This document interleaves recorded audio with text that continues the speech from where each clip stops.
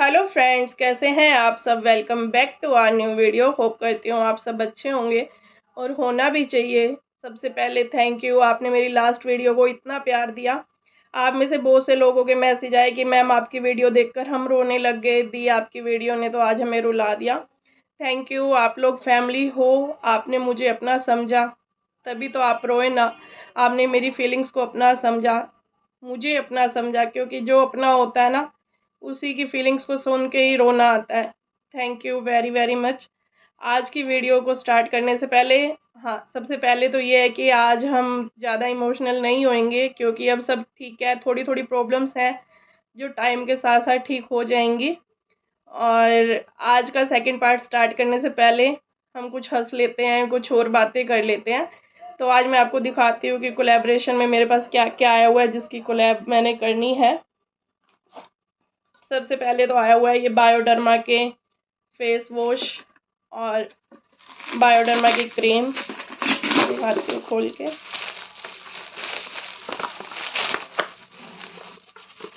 ये और इसके साथ बायोडर्मा का जेल और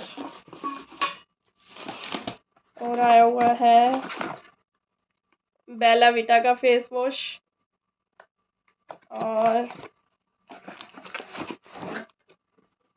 बेला विटा का परफ्यूम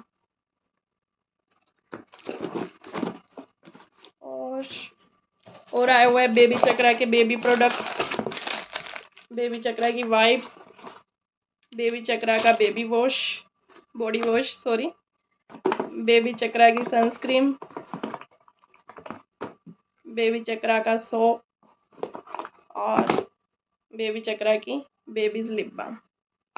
और इसके अलावा ये भी दिखा देती हूँ। ये आए हुए हैं सारे फर्स्ट क्राई से। इसमें है यूवी और जिया के कपड़े, यूवी की जीन्स,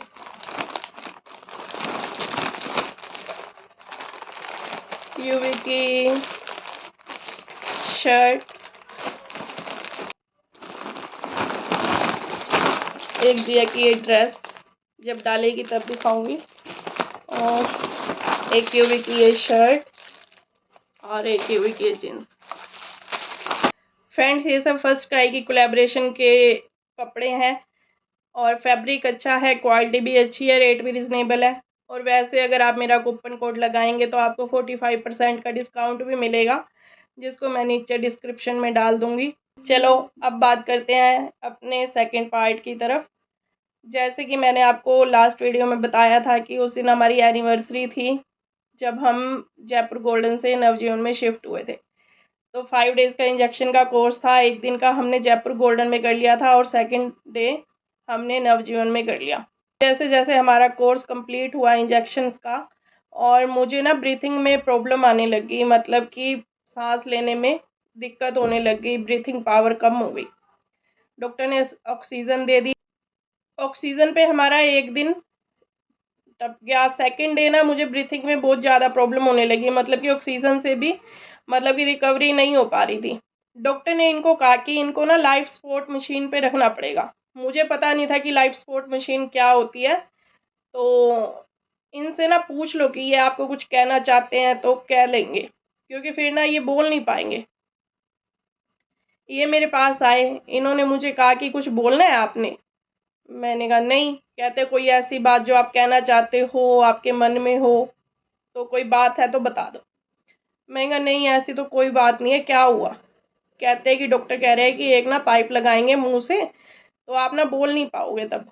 मैं कहा कितनी देर के लिए लगाएंगे। कहते हैं कि 24 आवर्स के लिए। मैं कहा कोई बात नहीं, 24 आवर्स में तो कोई प्रॉब्लम नहीं है, तो ऐसी कोई बात भी नहीं है, बस यूवी जिया को मिला देना और उनको बुला लो। कहते अच्छा उनको मैं ले आऊँगा। ब्रदर भी आया, वो भी आते यही कहता है कि कोई बात कहनी है। मैं कहा नहीं नहीं कहनी। कहता सोच ले कोई मन की बात हो या कुछ कहना चाहती हो। मैं कहा नहीं ऐसी तो कोई बात नहीं है। मैंने उससे पूछा कि क्या बात है। कहता कोई बात नहीं, डॉक्टर कह रहे हैं कि एक ना मशीन है, वो मुंह से पाइप लगाएंगे तो ना उसे सांस लेने में प्रॉब्लम नहीं होएगी और 24 आवर्स बाद हटा देंगे। मैं कोई बात नहीं, लगा दो। चलो डॉक्टर आए। मुझे नहीं पता था कि उस मशीन का नाम वेंटिलेटर है, क्योंकि ना मैंने कभी सुना था और ना ही मुझे पता था।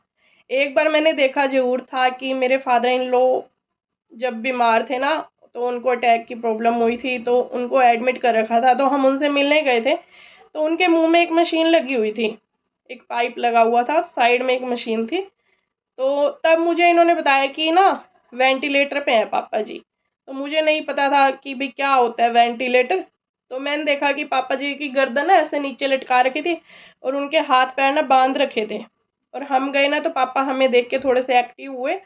तो वो मशीन कह रहे थे कि भाई हम ना हटवा दो मुंह से पाइप, हाथ पैर मार रहे थे। तो मुझे नहीं पता था कि उसी को ही वेंटिलेटर बोलते हैं।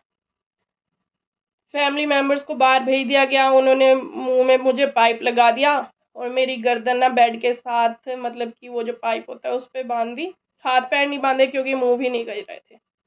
मेरी आंखों से आंसू ही नहीं रुके। तब मुझे थोड़ा थोड़ा डाउट होने लगा कि ये तो वही मशीन है जो पापा जी को लगी हुई थी, इसका मतलब कि ये वेंटिलेटर है। मेरे मन में और भी डर आने लग गया कि इसका मतलब कि लाइफ ख़त्म होने वाली है। तभी ये लोग पूछ रहे हैं कि कोई बात है तो मन में बता दो, भाई यूवी जिया से मिल लो। तब मेरे मन में मतलब कि अंदर अंदर लगने लग गया कि भाई अब ना सब कुछ ख़त्म होने वाला है। तभी कि इन्होंने मुझे ना वेंटिलेटर लगा दिया, मुझे आंसू ही नहीं रुके। और मैंने ना उस पाइप को काटने की कोशिश करी, जैसे कि हम लोग मतलब कि काटने की कोशिश कर रही थी कि भाई वो पाइप कट जाए और हट जाए, मेरे मुंह से ये पाइप ना हटा दो। बड़ी देर मैं ट्राई करती रही, वो पाइप नहीं कटा।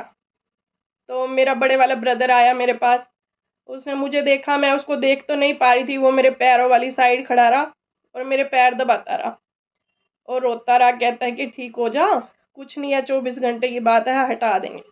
मैंने उसको थोड़ा सा इशारा किया कि भाई ये पाइप हटवा दे। कहते हैं कि 24 घंटे बाद हटवा देंगे, कोई बात नहीं है। फिर भी उसके बोलने के बावजूद भी ना मतलब मुझे विश्वास सा नहीं हुआ। मैंने उस पाइप को ना काटने की कोशिश करती रही। एंड में डॉक्टर मेरे पास आए, मुझे कहते कि बेटा आप ये पाइप काट रहे हो, तो ये कोई दुनिया का लास्ट पाइप थोड़ा है कि ये काट दोगे तो इसके बाद हमारे पास और पाइप नहीं है। ये ना आपके ना फ़ायदे के लिए ही है कि आपको ये पाइप लगाया गया है। इससे ना आपको सांस नहीं आ रही थी ना, तो इससे आपको सांस आने लग जाएगी। थोड़े दिनों की बात है। जब उन्होंने ये बोला ना कि थोड़े दिनों की बात है, तो मेरे मन में डाउट और भी ज़्यादा हो गया कि ब्रदर तो कह रहा था कि 24 घंटे की बात है, डॉक्टर कहते हैं कि थोड़े दिनों की बात है, हटा देंगे ये पाइप आपको जब सांस आने लग जाएगी, इंजेक्शंस लग गए हैं, आप ठीक हो जाओगे। चलो, मैंने वो पाइप काटना छोड़ दिया, पाइप लगा रहा। तो जैसे मेरी साइड में वो मशीन बार बार आवाज़ कर रही थी, जैसे कि आप टीवी में देखते हैं कि वो ईसीजी मशीन आवाज़ करती रहती है। मेरा माइंड इतना ज़्यादा डिस्टर्ब हुआ, इतना ज़्यादा डिस्टर्ब हुआ कि मेरे माइंड में मेरी लाइफ का बचपन से लेके अब तक की जो स्टोरी थी ना, वो कभी रिवाइंड कभी फॉरवर्ड, कभी रिवाइंड कभी फॉरवर्ड होती जाए। इतना ज़्यादा मेरा माइंड डिस्टर्ब हो गया कि मुझे ना बस ऐसे लगे कि बस अब सब ख़त्म हो जाए, अब नहीं बर्दाश्त हो रहा। इतनी तेज़ चक्कर आए, मुझे ना खुद नहीं समझ आए, और ऐसा कभी हुआ भी नहीं, ना कभी ठीक होने के बाद, ना कभी बीमार होने से पहले। वो बस ऐसे ही चलता जाए, दिमाग में चलता जाए, मैं कहूँ बस अब रुक जाए, अब रुक जाए। जैसे कि आप देखते हैं ना वीसीआर की रील चलती रहती है, उसको फॉरवर्ड कर दो तो बहुत जल्दी भागने लग जाती है, और बैक कर दो, रिवाइंड कर दो तो बिल्कुल स्लो स्लो हो जाती है। ऐसा ही सब कुछ होने लगा। मैं बोल के बता तो नहीं सकती थी, बस मेरी साइडों से आंखों से आंसू ही आए जा रहे थे और कुछ भी नहीं था। डॉक्टर इनको बाहर जाके कहते हैं कि मे बी ना शबनम कोमा में चली गई है। और ये बात इन्होंने मुझे बाद में बताई कि डॉक्टर ने हमें ऐसे ऐसे कहा। और मुझे नहीं पता कि 1 दिन हुआ या 2 दिन हुआ, जब मेरी आईज़ ओपन हुई ना, तो डॉक्टर ना मुझे पंप कर रहे थे कि शबनम उठो, शबनम उठो। तो मेरी एकदम से आईज़ खुली। मुझे नहीं पता कि 1 दिन हो गया था इस बात को या 2 दिन हो गए थे। वो तो मुझे इन्होंने बाद में बताया कि भाई सेकंड डे था तो आप उठ नहीं रहे थे, आपकी आईज़ ओपन नहीं हुई, तो डॉक्टर ने बाहर आके कहा कि कोमा में जाने के चांसेस हैं, तो हम एक बार ट्राई कर रहे हैं, अगर आ जाते हैं बाहर तो। 2 दिन, 4 दिन, 5 दिन बीत गए। डॉक्टर ने कहा कि इनको वेंटिलेटर ना पता नहीं कितने दिन देना पड़ सकता है, 2 महीने भी देना पड़ सकता है, 4 महीने भी देना पड़ सकता है। तो जो मुंह से वेंटिलेटर का पाइप दे रखा था उससे ना बॉडी में इन्फेक्शन होना स्टार्ट हो गया था। तो डॉक्टर ने कहा कि इनके ट्रिकोस्टमी करके वो पाइप ना गले से दे देते हैं। सब पूछते हो ना कि ये निशान किस चीज़ का है, तो ये निशान वही है कि मुंह से पाइप हटा के फिर उन्होंने ऑपरेट किया, तो जो पाइप था वो यहाँ से दे दिया गया। ये एक निशान और भी है, ये ऑपरेशन का निशान है। इसका भी बाद में बताऊंगी कि दिल्ली वाले डॉक्टरों ने क्या किया हमारे साथ, तो जिसकी वजह से यहाँ पे इन्फेक्शन ख़त्म नहीं हो रहा था, तो बाद में हमने इसका भी ऑपरेशन कराया, हटा के गले से दे दिया गया। तो मेरे मुंह को सही में ही थोड़ा सा रिलीफ मिला कि कई दिन से मुंह ऐसे साइड से बंधा हुआ था पट्टियों से, सारे जख्म हो गए फेस पे। और फिर मैं थोड़ी सी लिपसिंग करके बता पा रही थी कि भाई कहीं पे बॉडी में कहाँ पेन है, कहाँ पेन नहीं है, भाई मुझे क्या फील हो रहा है, यूवीजिया की याद आ रही है, उनको बुला दो, उनसे मिलवा दो एक बार। गले से वेंटिलेटर देने के बावजूद भी हमारी प्रॉब्लम्स ख़त्म नहीं हुई, बॉडी में इन्फेक्शन बढ़ता ही जा रहा था। धीरे धीरे मेरे लंग्स कोलैप्स होने स्टार्ट हो गए और भी बॉडी में बहुत ज़्यादा प्रॉब्लम्स होनी शुरू हो गई। छोटे वाला ब्रदर मेरे पास आया रूम में, उसने मेरे पैर छुए और मेरा हाथ उठा के अपने सर पे रख लिया और मेरे को कहता है कि मुझे आशीर्वाद दे। मैं कहा क्यों, क्या हो गया? क्योंकि मरने का डर तो मिनट मिनट में दिल में था ही सही कि अब नहीं तो अब नहीं तो अब, हो सकता है आज, हो सकता है कल। तो आगे रोने लग गया और मेरे को कहता है कि मेरे को आशीर्वाद दे, आज तेरे को पता है क्या है? मैं कहा नहीं, मेरे को नहीं पता। कहता है आज ना 9 अप्रैल है और आज मेरा बर्थडे है। मैंने कहा अच्छा, इतने दिन हो गए हमें हॉस्पिटल में? कहता है हाँ, हमें हॉस्पिटल में 29 मार्च से लेके 13 अप्रैल तक। डॉक्टर ने इनको बुलाया और कहा कि इनकी मतलब कि अभी सिचुएशन में सुधार नहीं है, बल्कि situation day by day down ही होती जा रही है। आप ऐसा करो कि आप इनको ना और किसी हॉस्पिटल में एडमिट कर लो, क्योंकि इनका पता नहीं है कि इनको वेंटिलेटर पे कब तक रहना पड़ेगा, 2 महीने, 4 महीने, उससे भी ज़्यादा हो सकता है। काफ़ी टाइम तक इनको फिजियोथेरेपी देनी पड़ेगी। तो आप इनको ना या एम्स में या गंगाराम में एडमिट कर लो। दोनों ही हॉस्पिटल हमारे घर से बहुत दूर थे, क्योंकि सारा दिन हॉस्पिटल में आना जाना, फैमिली हांसी से आई हुई थी, तो उनके लिए अप डाउन करना भी, मतलब कि गंगाराम में, एम्स में उनके लिए अप डाउन करना बहुत मुश्किल था। क्योंकि आपको पता है कि दिल्ली में ही एक जगह से दूसरी जगह जाने में इतना ट्रैफिक होता है कि आधा दिन तो वहीं पे ही ख़त्म हो जाता है। तब ब्रदर का एक फ्रेंड है, उसने ना हमें स्टार्टिंग से ही कहा था कि हिसार जिंदल में ले चलते हैं, क्योंकि वहाँ पर भी बहुत टाइम पहले एक यही केस आया था। पर वो था छोटे से बच्चे का, 7 to 8 ईयर का बच्चा था, बट उसने रिकवरी बहुत जल्दी कर ली थी, क्योंकि छोटे बच्चों की विल पावर थोड़ी सी स्ट्रॉन्ग होती है, तो उन्होंने रिकवरी थोड़ी जल्दी कर ली थी। तो उन्होंने कहा कि हम हिसार जिंदल में ले आओ आप इनको, और हम ना वहीं पे ही एडमिट कर लेंगे। फैमिली ने डिस्कस किया, मुझसे भी पूछा गया कि भाई हिसार चले या यहाँ पे गंगाराम में चले, तो मैंने कहा नहीं, हिसार चल पड़ते हैं। फिर हमने हिसार जिंदल में आईसीयू में बेड अवेलेबल कराया, क्योंकि जब हमने फ़ोन किया था तो वहाँ पर भी बेड नहीं था। अपॉइंटमेंट लेके वहाँ पे हमें सारी रिपोर्टें भेजी और डॉक्टर से सारी बातचीत करी, तो डॉक्टर ने कहा कि नहीं, मैं हैंडल कर लूँगा, आप ले आओ यहाँ पे। तब जो दिल्ली वाले डॉक्टर थे जहाँ हम एडमिट थे नवजीवन में, वहाँ पे सीनियर कंपाउंडर था अमरीश। तब वो जब तक हम उस हॉस्पिटल में थे उसने बहुत अच्छे से ट्रीट किया, बहुत अच्छे से बात करता था। तो जैसे ही हमने कहा कि भाई हिसार शिफ्ट हो रहे हैं, गंगाराम में शिफ्ट नहीं हो रहे, तो उन्होंने पूछा कि कितनी देर का सफ़र है, तो मम्मी और ने बताया कि 3-3.5 घंटे लग जाते हैं, तो वहाँ जाएंगे। मम्मी और के सामने तो कहता है कि नहीं आंटी, बहुत सही है, आप ले जाओ जहाँ पे मतलब कि अच्छा ट्रीटमेंट मिले, क्योंकि टाइम बहुत लग जाएगा, आप वहीं पर ही ले जाओ। आपस में दोनों कंपाउंडर बात करे मेरे सामने, कहते हैं इसके फैमिली वाले तो पागल हैं जो 3-3.5 घंटे का सफ़र करके इसको लेके जा रहे हैं वेंटिलेटर पे, ये नहीं बचती, ये नहीं पहुँचती हिसार तक। चलो जी, मैं सुन रही थी सारी बातें, फैमिली को बोल के बता नहीं सकती थी, क्योंकि वहाँ गले से वेंटिलेटर हट के फिर से मुंह में दे दिया गया था। और वही बंदा जो ये बात बोल रहा था, फैमिली को पता नहीं था, हॉस्पिटल में बहुत अच्छे से ट्रीट कर रहा था, फैमिली को भी मुझे भी। तो हमने उसी को ही कहा कि मतलब कि एम्बुलेंस में भी एक डॉक्टर चाहिए था जो हमें हिसार तक छोड़ा था। तो वो खुद गया साथ में। रास्ते में मेरे को कह रहा कि जैसे बात हुई थी आपके हाँसी के पेड़े बहुत फेमस हैं, जब आप ठीक हो जाओगे ना तो मेरे को ना हाँसी से पेड़े ला के ज़रूर खिलाना। मेरी आंखों से आंसू ही नहीं रुके कि अभी तो तू थोड़ी देर पहले मेरे सामने ये बात बोल रहा था कि ये नहीं बचती, ये हिसार तक भी नहीं पहुंचती और इसके फैमिली वाले गलत कर रहे हैं इसको यहाँ से ले जाके। और अब खुद फैमिली वालों के सामने ये बात बोल रहा है कि हाँसी के पेड़े बहुत फेमस हैं, आप जब ठीक होके आओगे ना तो मेरे लिए हाँसी के पेड़े लेके आना। और जब मैं ठीक हो गई, सही बता रही हूँ, सबसे पहले कॉल जब मैं ठीक होके घर आ गई, सबसे पहले कॉल भी मैंने उसी बंदे को ही की। मैंने फैमिली को बताया कि ऐसे ऐसे बोल रहा था वहाँ पे मेरे सामने कि ये नहीं बचती, ये तो मर जाएगी हिसार पहुँचने से पहले पहले ही। तो ब्रदर ने भी कहा कि चलो हम उसको फ़ोन करते हैं। हमने उसको फ़ोन किया, मैंने उसको कहा कि अमरीश भैया बोल रहा हूँ। कहते हैं हाँ कौन? महंगा शबनम। कहते हैं जीबीएस पेशेंट। महंगा हाँ, आप ठीक होगे? महंगा हाँ जी ठीक होगी। महंगा भैया मैं दिल्ली आ रही थी कल, कौन से हॉस्पिटल में हो? मिठाई का डब्बा पेड़ों का लेना है, एक लेने हैं या दो लेने हैं? तो ऐसा रहा हमारा दिल्ली से हिसार तक का हॉस्पिटल का सफ़र। हिसार जाकर हमें थोड़ी सी प्रॉब्लम फेस करनी पड़ी, बट रिकवरी बहुत जल्दी हो गई। एक हफ़्ता हमें थोड़ी सी प्रॉब्लम हुई, उन्होंने यहाँ जाके दोबारा ऑपरेशन किया, दोबारा से टिरकोस्ट में लगाई, गले से वेंटिलेटर दिया।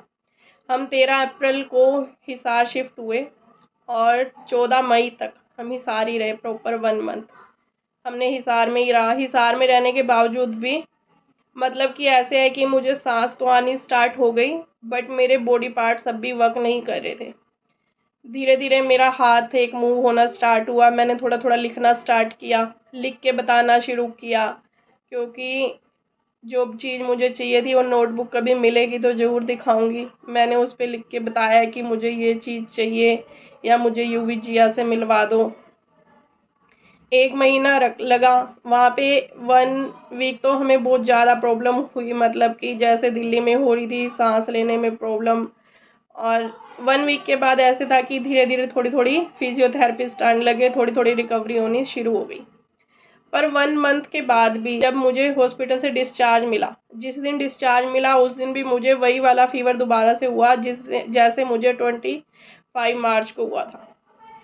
डॉक्टर ने फिर यही से बोला कि अंदर इन्फेक्शन है, तो छुट्टी कैंसिल कर दी गई। 2 दिन और हॉस्पिटल में रहना पड़ा, दोबारा से दवाइयाँ दी गई।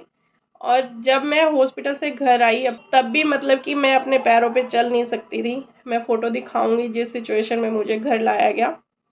और चल नहीं सकती थी, ये था कि अपने हाथ से खा लेती थी, उठ नहीं सकती थी, बैठ नहीं सकती थी। फिर हमने धीरे धीरे फिजियोथेरेपिस्ट घर बुलाने शुरू किए, उन्होंने आके ट्रीटमेंट करना शुरू किया, मुझे दोबारा से छोटे बच्चे की तरह चलना सिखाया, उठना सिखाया, धीरे धीरे स्टेप सीढ़ियाँ उतरना सिखाया। उसके बाद भी मुझे पूरी तरह से ठीक होते हुए 2 महीने लग गए। और एक सबसे बड़ी बात जो मेरे ये गले पे निशान है बड़ा, ये ऑपरेशन का निशान है। जब हमने दिल्ली से डॉक्टर ने हमें रेफ़र किया हिसार की तरफ, तो जिस कंपाउंडर ने मुझे ये कहा कि ये हिसार तक नहीं पहुँचेगी, तो जब उन्होंने यहाँ से वेंटिलेटर क्लोज़ किया, मुँह से दोबारा दिया, तो उन्होंने यहाँ पे ऐसे स्टिचेज़ लगा दिए। और वो स्टिचेज़ मतलब कि जब यहाँ से मेरा वेंटिलेटर हट गया तो इस स्टिचेज़ में से ना पस नहीं रुक रही थी, मतलब कि रेगुलर पस आती जा रही थी। फिर हमने दोबारा से डॉक्टर को दिखाया, हिसार में माधुरी मेहता है, एक्सरे वगैरह कराए, उनसे ऑपरेशन कराया। उन्होंने कहा कि अंदर ना कोई चीज़ है, उसको मतलब कि निकालना पड़ेगा। और जब हमने माधुरी मेहता से ऑपरेशन कराया, उसमें से आप सोच भी नहीं सकते कि इसमें से क्या निकला। इसमें से निकले पट्टियों के पीस, जो पट्टियाँ वाइट कलर की नेट वाली पट्टी हम जख्म पे बांधते हैं, उसके पीस निकले यहाँ से। तो डॉक्टर ने हमें खुद निकाल के दिए वो पीस। और वो पीस मतलब कि हमें कईयों ने कहा कि आप उनके खिलाफ़ जाके कंप्लेन करो, मतलब कि उन्होंने ऐसे ट्रीट किया कि हम इस हॉस्पिटल से जा रहे हैं जैसे एज अ मुर्दा को ट्रीट किया जाता है कि जैसे मर्जी उसको बांध दो, जैसे मर्जी उसको डाल दो। उनको लगा कि इन्होंने हिसार तक तो पहुंचना नहीं है, तो स्टिचेस लगाने हैं, फटाफट स्टिचेस लगा दिए। जो पट्टी थी ना उसके साथ जो गले से बांधी हुई थी उसको सही से क्लीन नहीं किया, जिसकी वजह से वो अंदर ही चली गई। जैसे नेक्स्ट डे हिसार जाके ऑपरेशन हुआ तो वो पट्टी पता नहीं कैसे अब किसकी लापरवाही से अंदर गई, वो पट्टी अंदर चली गई और वो अंदर 2 मंथ्स तक गलती रही और उसमें से पस निकलती रही। बाद में जब हमने माधुरी मेहता से ऑपरेशन कराया तो वो पट्टी बाहर आई। धीरे धीरे मैंने उस बीमारी से रिकवरी तो कर ली, बट अभी भी कुछ ऐसे सिम्टम्स हैं जो अभी भी उस बीमारी के मेरे में पेंडिंग है। जैसे कि मेरे हाथ कांपते हैं, देखो। तो कोई टेंशन हो या कोई खुशी का माहौल हो तो मेरे हाथ कांपने लग जाते हैं। हमने डॉक्टर से कंसर्न किया कि दवाइयाँ भी ली, तो डॉक्टर कहते हैं कि हाथ हैं, वर्क कर रहे हैं, यही बहुत बड़ी बात है। कांपते हैं वो मैटर नहीं करता, कम से कम आप अपनी फैमिली में हो, अपने बच्चों के साथ हो, ये बहुत बड़ी बात है। जो है ना उसी में ही खुश रहो, भगवान का शुक्र करो कि आप आज इस मुकाम पे हो, अपने बच्चों के साथ हो। हाथ कांपते हैं कोई बात नहीं, जिनके नहीं होते वो भी तो लोग होते हैं ना। कांपते हैं कोई बात नहीं, धीरे धीरे एक्सरसाइज से ठीक हो जाएंगे। सो ये था सेकंड पार्ट और यहीं पर ही ख़त्म करते हैं। आज मैं भी नहीं रोई, वीडियो सुन के आप लोग भी मत रोना। बस वीडियो को ज़्यादा से ज़्यादा शेयर करना, अपना प्यार दिखाना, अच्छे अच्छे कमेंट्स करना और फिर मिलते हैं आपको नेक्स्ट वीडियो में। तब तक के लिए बाय।